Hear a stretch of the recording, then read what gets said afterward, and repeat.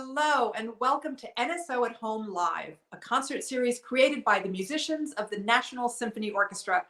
My name is Marissa Regni. I'm the Principal Second Violinist of the National Symphony Orchestra. I'll be your host tonight and every Sunday night as we bring live music into your homes and hopefully into your hearts. This is our third week of our show. It's going great. Thanks to all of you for tuning in, for your support and your enthusiasm. We're so excited that we're bringing our music to not just the Washington, D.C. area, but all throughout the United States and throughout the world.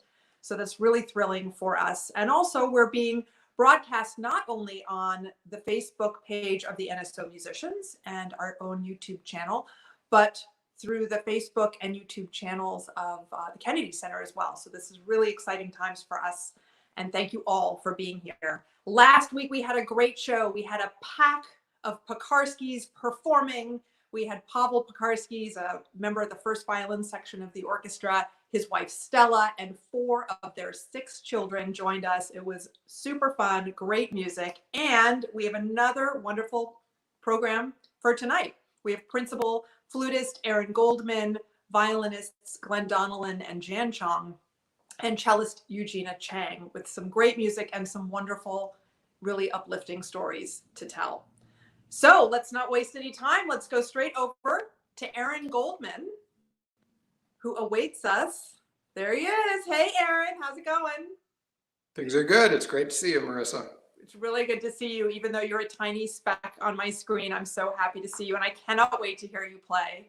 And this is very exciting because you have a world premiere that you're about to do, right? That's right. This piece was sent to me by a good friend, Rose Grace, a pianist from Florida. She sent me this piece, and I've been playing it over the last couple of weeks, and I thought this would be a great piece to play for this NSO at Home. And it was really written for these times, and I think it really captures, you know, the world we're living in at the moment. It's awesome. Cannot wait to hear it. And we're really lucky because tonight we have with us the composer. Now, it's not often that the audiences or even the musicians get to meet the composer all the time and really understand, you know, what was the creative process behind the music. And so we have the composer, Philip Wharton, joining us from New York City tonight. Where's Hey, Philip? guys. There he is. Hey, Philip. Hi there. Welcome. Thank So you. good to see you. So Philip and I went to school together back at the Eastman School of Music. Well, longer ago than I would like to admit. No, it was just last week. It was just last week, but it's so good to see you again. And thank you so much for being here and to tell us all about this wonderful piece that you wrote. Can you tell us a little bit about it and what inspired you to write it? Sure. So as soon as we went on to lockdown here in New York City, I'm fortunate enough to live right next door to Central Park. And so at night, when there were a few people in the park and you could appropriately do social distancing, I would walk in the park. And with all the sounds of the city pretty much gone, I was really aware of all the bird calls that was going on in the trees. And I noticed that there weren't the associated bird watchers. Because right now it's migratory season and you're used to seeing all these people who are just really avid fans about seeing the latest visitor to the park. And so I thought, I wondered if the birds wondered where we were. And so that inspired the piece. Is like, where did the watchers go? Because all of a sudden we aren't there. And so sometimes you get an idea and it just sparks your creativity and it just flows out of you. So this piece really just took about a day to write, which is unusual for a composer. Usually we struggle a bit more. Yeah. That's amazing. And so I'm just curious, is this the first time you've ever had one of your pieces performed, the world premiere performed virtually? Absolutely. It's a brave new world. Yeah, it really is. But the silver lining is that it's being heard all throughout the United States and even throughout the world. So that's a good thing, right? Yeah, it's absolutely fabulous. I'm really excited. You know, I've always said that composers are mute without performers. And so it's really great to have Aaron play the piece. Yeah, we're really excited to hear it. And when you're not busy composing, you're a violinist. I mean, that's we went to Eastman together. You were studying violin, and you're also a teacher. So you're a busy man there in New York City. Yeah, and I mean, teaching virtually is also an interesting, brave new world. But you know, we're figuring out how to do these things. Yeah. Well, thank you so much for being with us. I'm so excited to hear this piece, Where Are the Watchers? And we're going to bring back Aaron for this world premiere.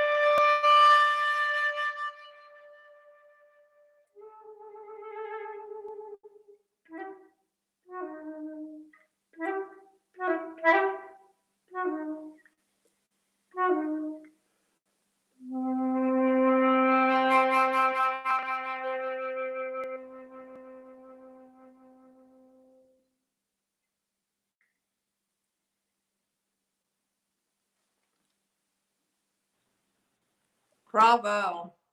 That was beautiful. And bravo to Philip too, writing that in a day. It was fantastic. I can't think of a better instrument to depict the birds than the flute. Yeah, I will say composers often, of course, write the flute to be a bird. It's always interesting to think about why composers would make choices like that. I think for the bird and the flute, a lot of it has to do with the tessitura, of course. But in this case, I think Philip really captured the feeling of the piece by writing it for the flute. And really, I couldn't imagine him writing it for another instrument. So. Yeah, it was fantastic. Actually, a year ago in May, when the orchestra was at Carnegie Hall performing, my husband and daughter came along with me and we went into Central Park. They're big birders. And so we went one morning to go birding. And I don't know what's more fun, watching the birds or watching the birders watch the birds. So you brought back very fond memories. So thank you for that. If you're following us on Facebook and Instagram, you may have seen there was a video that was posted of Aaron practicing this piece. You're in your home with the windows open. Your neighbors must love that. Do they love that when you play and you open your windows? Yeah, they like it though. Oftentimes I leave the front door open too. We try to get, some of the light in, and people walking down the street can hear it all the time. But, we try to make music and fill the world with music. It's what we do. Absolutely. They'll probably get to hear more of you practicing more than ever now too, right? Because you're home more. I'm home all the time, but it's a great time to practice. Yeah, well, you sound fabulous as you always do. It's such a pleasure to hear you, and it's such a pleasure to see you, and I can't wait to see you on the stage. I hope sometime soon. I hope. So take care, be healthy. Thank you so much. You sounded beautiful. Great. Thank you. Thank you, everyone watching. Bye. So I just want to remind everybody that you can follow us on our Facebook page, NSO Musicians. And our Instagram is NSO_musicians. And we have a YouTube channel as well, NSO Musicians. Please subscribe. We're trying to get more subscribers to our YouTube channel. But on all of those platforms, we're always posting videos and pictures and things that we've been up to. And one of our latest projects is the Beethoven 7th Symphony. Our principal trumpet player, Billy Gerlach, produced magnificently the finale of Beethoven 7. We all recorded our parts, sent them to Billy, and he pieced it together, and it's really quite fantastic. He did an amazing job, and it's great to see us and hear us playing a Beethoven symphony together virtually. So please look out for that. We encourage you to follow us on Facebook, YouTube, and Instagram. Now, our next performer is just, this is a great story of inspiration, grit, perseverance, and a lot of love. Glenn Donnellan has been a member of the National Symphony since 1997. He's a terrific violinist. He's very versatile. He plays everything from Bach to rock and roll. And our local viewers probably would recognize him because he invented something called the electric slugger. It's a Louisville slugger baseball bat that he turned into an electric violin, and he often plays it at the Washington Nationals games, plays the national anthem. He's a superstar. Everybody loves him. But backstage, we love him also because he's just got the most wonderful sense of humor, and he's always positive. He's just a great sense of joy all the time. And in February of 2019, we were backstage actually during a concert in intermission, and Glenn had an episode. He was, I was with him at the time, along with a colleague of ours, Carol Evans, and he had some sort of medical episode. We weren't sure what was happening, but we helped him, and he was sent home. And the next day, he was diagnosed with a massive brain tumor, and he was then in the hospital for almost 6 months. Needless to say, the road to recovery has been a very long, arduous journey. It's been really tough. But we have dubbed ourselves Team Donnellan.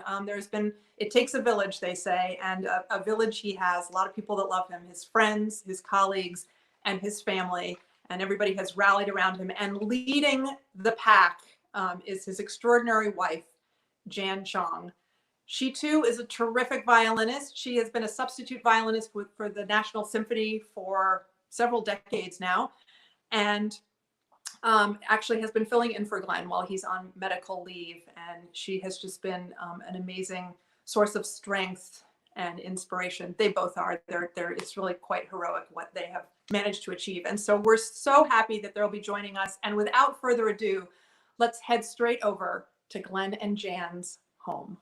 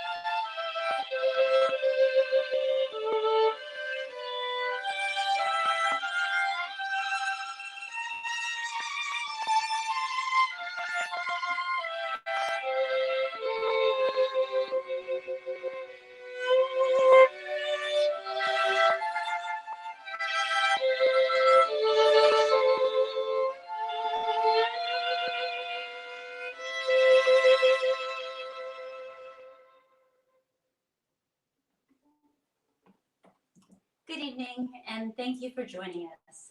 This song has a very special place in our hearts. My Uncle Danny, the youngest of 9 kids.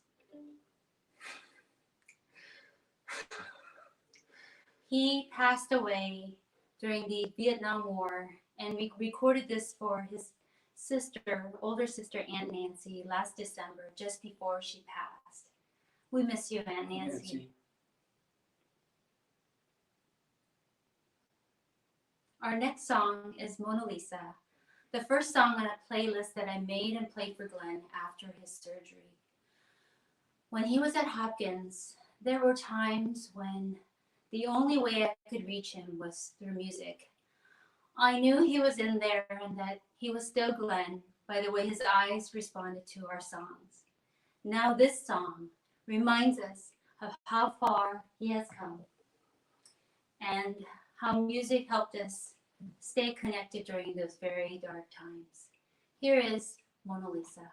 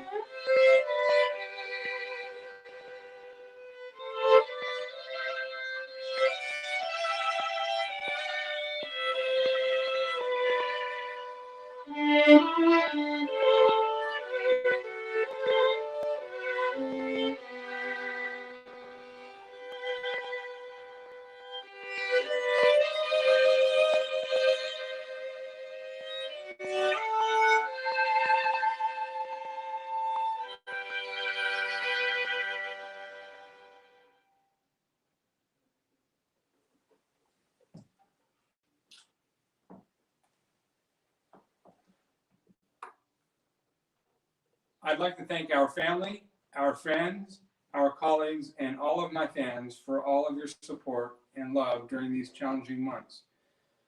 Jan started a concert series, Saturday Serenades, to share our music during these difficult times. Thank you for listening week to week. During these unprecedented and uncertain times, we need hope, which is what this last song is about. Through the transformative power of music, we will heal and someday meet again in concert halls. Until then, please keep tuning in and thank you for listening.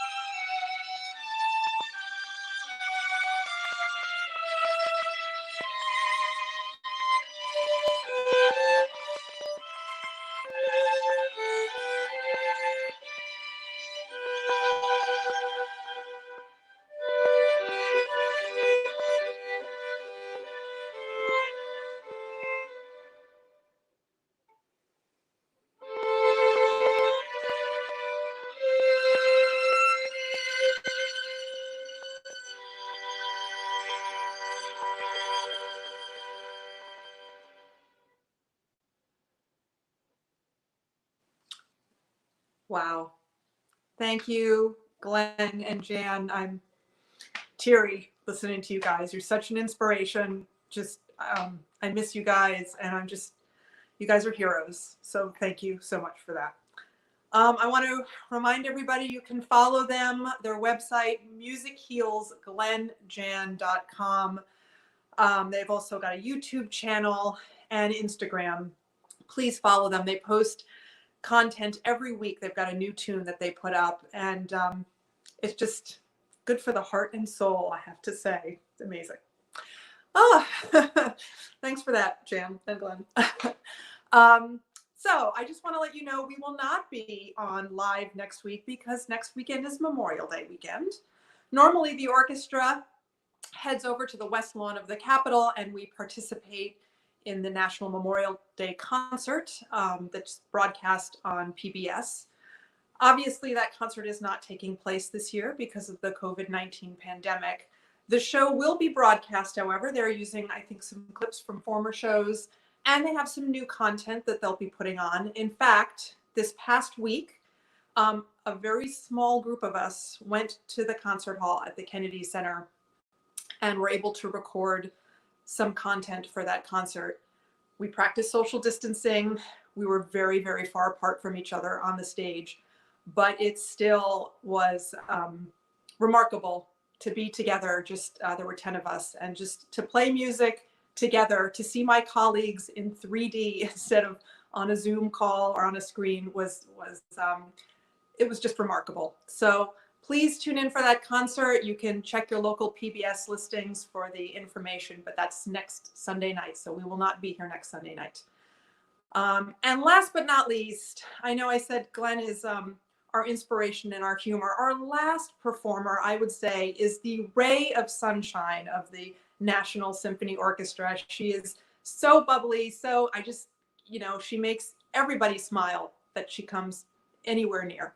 so excited to hear her. Plus, she's an amazing musician. Cellist Eugena Chang is joining us.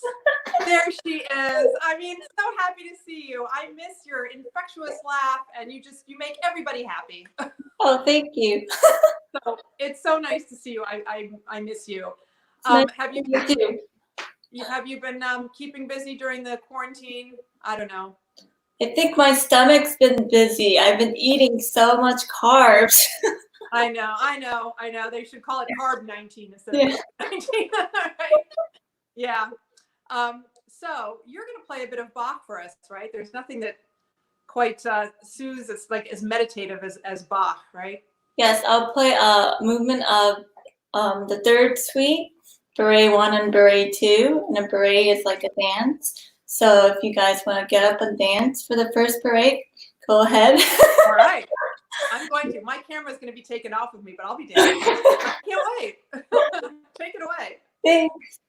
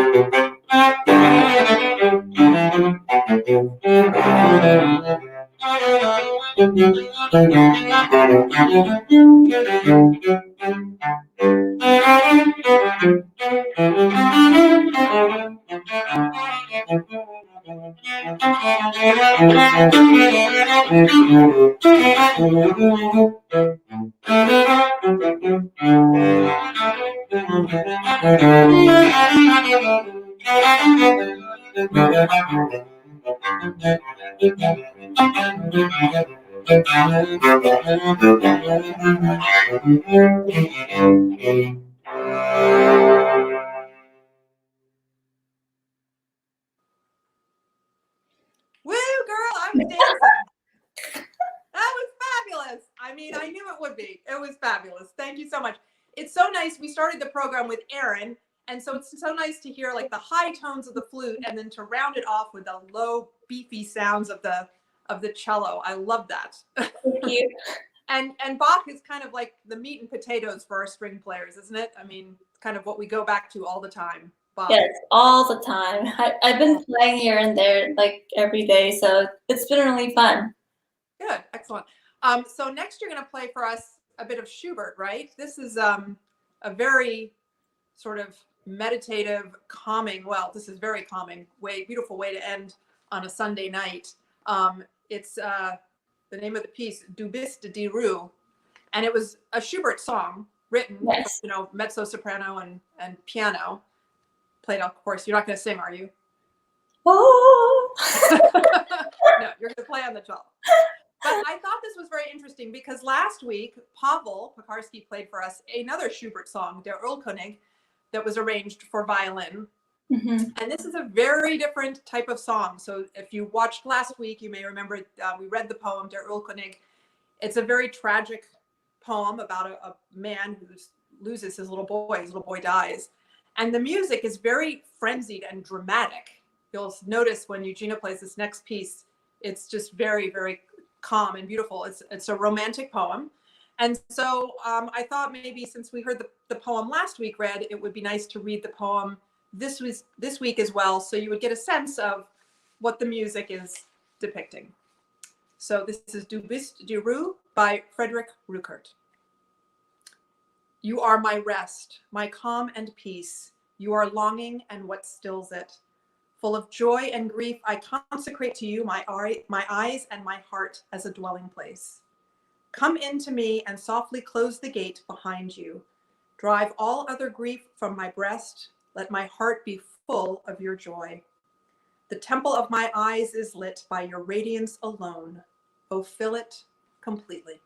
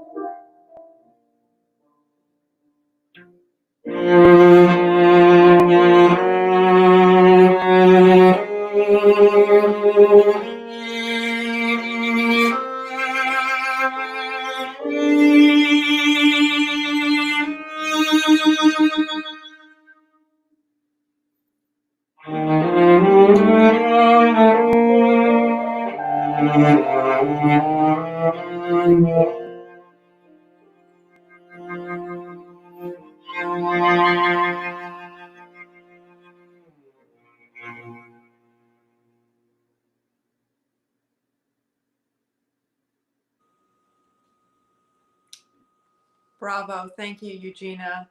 What a perfect way to end on a Sunday night. This has been such a wonderful evening, such a great variety of music, and always warms my heart to see all of my colleagues and just hear them play so magnificently. So thank you all, Aaron, Jan, Glenn, Eugena, for your beautiful music and your presence this evening. Thanks to all of you for watching, for tuning in, for supporting us and the arts during this unprecedented time. It really means the world to us. Please follow us on Facebook, Instagram, and our YouTube channel. We're always posting content. Just a reminder, next week we will not be here, but please tune in to your local PBS station for the National Memorial Day concert on the West Lawn of the Capitol. And you'll see a spattering of NSO musicians that will be participating. And we'll be back, NSO Live, 2 weeks from today. So May 31st at 7 p.m. We will be coming to you live from my house. That's right. I will not only be hosting, I will be performing as well. I'll be playing the violin, and I will be joined by my fabulous family, my husband Henry and our daughter Sophie. We're going to do some fiddle tunes. We're going to get the guitar and the ukulele and the violin, and we're going to be doing a wonderful story for solo violin and narrator that is great for the young and young at heart. So please join us in 2 weeks from Annandale, Virginia. We're very excited. I want to quickly thank our fearless producer, Bob Reardon and Jamie Roberts. Amazing. They're behind the scenes making all the magic work. And also Thomas Baker for his beautiful artwork. And thank you to all of you for tuning in, supporting us. You're the best. We love you. We can't wait to see you in 2 weeks. In the meantime, stay healthy, stay safe. Thanks for everything. Good night.